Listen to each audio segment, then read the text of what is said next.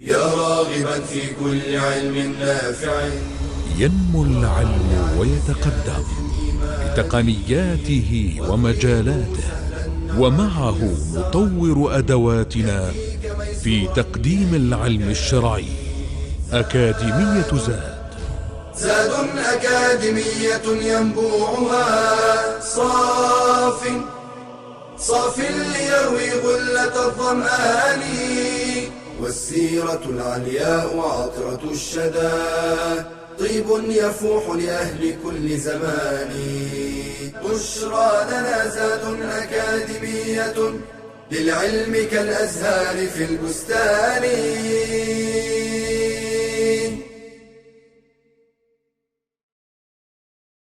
بسم الله والحمد لله والصلاة والسلام على رسول الله وآله وصحبه ومن اهتدى بهداه.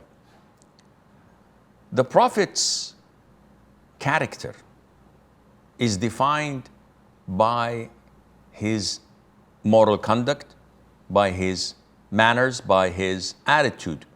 And this is known as al-akhlaq, or his khuluq, sallallahu alayhi wa sallam. And when Mother Aisha, may Allah be pleased with her, was asked about his character, what character did he have? What attitude did the Prophet ﷺ have? She said his character was the Quran. What does this mean? It means that the Quran's commands were as if it was in his DNA. So he behaved as the Quran dictated. Whatever the Quran told us to do, he did it. Whatever the Quran told us to stay away from, he stayed away from it. And Allah Azza wa Jal said, and indeed you are of great moral character. Sallallahu alayhi wa sallam. So he was the ultimate, the utmost in bravery, in forgiveness, in forbearance, and in courage, in generosity. So he was the best in every beautiful quality one could find. And Mother Aisha used to say, and this again goes against normal human nature. It goes against the norms. When someone is in charge and in control, the Prophet ﷺ was not foul-mouthed or given to rudeness. He did not make noise in the marketplace and did not reply evil with evil, sallallahu alayhi wa alihi wasallam. Rather, he would overlook and forgive. This was his character, alayhi salatu wasalam. Shaykh ibn Uthaymeen, may Allah have mercy on his soul, says that having a good character, having a good attitude and manners is usually divided into two types: having good manners with Allah and having good manners with the people. When it comes to having good manners with Allah, this means that whatever Allah commands you to do, you fulfill. And whatever Allah prohibits you to do, you stay away from and refrain. And you do this gladly, with an expanded chest. No resentment, no hesitation. Rather, you fully comply with whatever Allah Azza wa Jal tells you to do.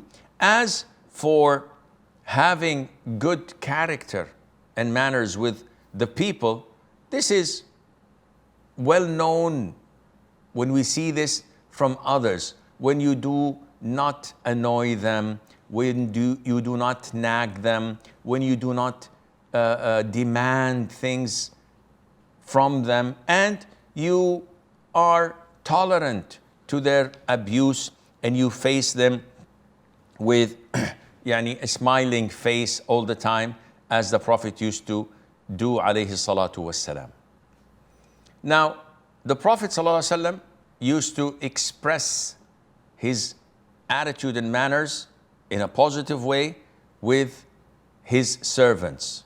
Anas ibn Malik, may Allah be pleased with him, said, I've accompanied the Prophet ﷺ and served him for 10 years. Never ever, he said, uff, which is an expression of displeasure. Never ever, he said, uff, and he would never say to something that I have done, why did you do this? Or for something I did not do, had you done so and so? He would never complain, alayhi salatu wasalam. And he also, Anas, may Allah be pleased with him, says, he also was one of the best of the people in manners and attitude. So, Anas says, I have never touched any softer than his hands, not even silk. His hands were softer than silk. And I would never smell something more beautiful, fragrance-wise, than the Prophet's sweat, alayhi salatu wasalam. It was even more fragrant than musk, sallallahu alayhi wa wasallam. And once he was asked, alayhi salatu wasalam, how many times, O Prophet of Allah, should we pardon and forgive our servants?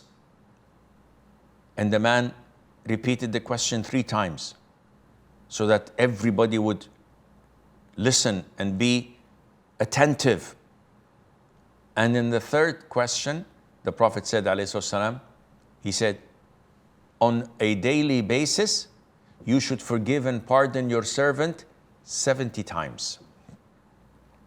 Not once, not 10, 70 times. And the man was referring to slaves, not someone you hire on monthly basis and you give them wages to serve you.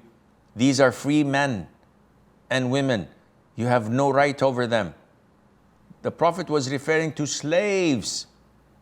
And he says, out of his compassion and good manners, we should pardon and forgive our slaves, even if it amounts to 70 mistakes they do per day. As for the Prophet ﷺ, gentleness and refraining from violence, this is apparent in his life and his seerah and his biography. The Jews used to come and greet the Prophet ﷺ by twisting words. So the Islamic greeting is Assalamu alaikum, which means peace be upon you. The Jews used to come and twist the word by saying Assalamu alaikum. And Assalamu alaikum means death be upon you. So once Aisha could not hold back. So she exploded and said, upon you is death and the curse of Allah Azza wa Jal. She could not hold herself back. And the Prophet said, alayhi salatu wasalam, O Aisha, take it easy, for Allah loves gentleness in all matters. And she said, O Prophet of Allah, don't you hear what they're saying? They're asking Allah for death to be upon you. And the Prophet smiled and said, I hear what they say. I respond to them by saying, wa alaykum, and may death be upon you. And Allah responds to my dua and does not respond to their dua. And Aisha, may Allah be pleased with her, says that the Prophet ﷺ also was so gentle that he never ever beaten a woman or a servant. He would not physically abuse a woman or a servant, unlike what a lot of the people do nowadays. And he would never avenge himself unless there would be something that transgresses the limits of Allah Azza wa Jal. Only then he would react. But if someone transgresses against him personally, he would forgive and pardon, alayhi salatu wasalam. And one of the greatest examples of his gentleness, alayhi salatu wasalam, is when a nomad a Bedouin came into the masjid while the Prophet was sitting among his companions. And all of a sudden, the nomad lifted his garment and started to urinate in the masjid. The companions were furious. The moment they saw this, they just jumped on the guy wanting to beat the heck out of him. And the Prophet said, leave him, leave him. And the man finished answering the call of nature in the middle of the masjid. And after he finished, the Prophet ordered them to pour a bucket of water on the spot where he urinated so that it would purify and cleanse the area. Then he asked the companions to bring the man and summon him. So they brought him, and the Prophet ﷺ started to teach him in a gentle manner by saying, my nephew, these houses were not made for such filth. They were made for prayer, for dhikr, and for remembering Allah the Almighty. And he addressed his companions by saying, you have only been sent to make things easy, and you have not been sent to make things difficult. هذا والله أعلم ونسبة العلم إليه أسلم وصلى الله وسلم وبارك على عبده ورسوله نبينا محمد. يا راغبا في كل علم نافع ينمو العلم ويتقدم بتقنياته ومجالاته، ومعه نطور أدواتنا في تقديم العلم الشرعي. أكاديمية زاد أكاديمية ينبوعها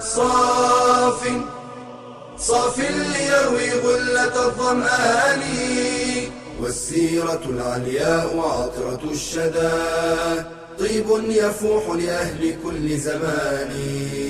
بشرى لنا زاد أكاديمية للعلم كالأزهار في البستان.